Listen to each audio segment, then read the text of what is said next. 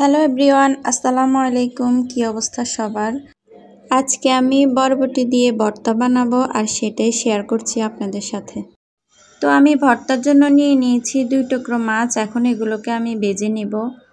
তো ভাজা হয়ে গেলে এক সাইডে রেখে দেব। আর এইদিকে আমি নিয়ে নিয়েছি কিছুটা বরবটি আর কাঁচামরিচ।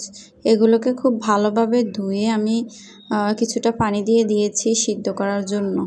আমরা সবাই তো কম বেশি ভর্তা খেতে পছন্দ করি।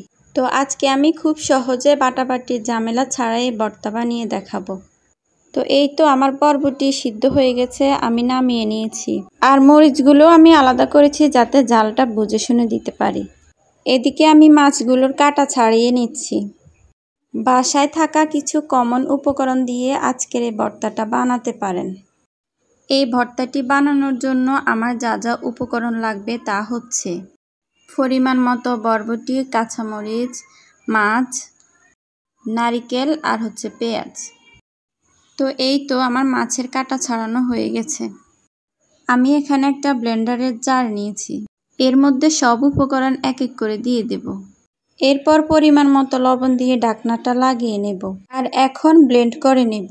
তো এর মধ্যে আমি কোনো পানি না দিয়ে চেষ্টা করেছিলাম পানি ছাড়া হয় কিনা, বাট হচ্ছিল না। তার জন্য আমি অল্প একটু পানি দিয়ে দিয়েছি। আর এখন দেখুন একটু একটু করে ঘুরিয়ে নেব।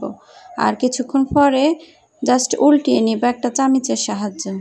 তো এরপরে দেখবেন 2 মিনিটের ভিতরে আপনার ভর্তাটা তৈরি হয়ে গেছে। হঠাৎ যখন ভর্তা দিয়ে ভাত খেতে মন চায় তখন এইভাবে খুব সহজে বাটাবাটির ঝামেলা ছাড়াই ব্লেন্ডার দিয়েই কিন্তু ভর্তাটা বানাতে পারবেন।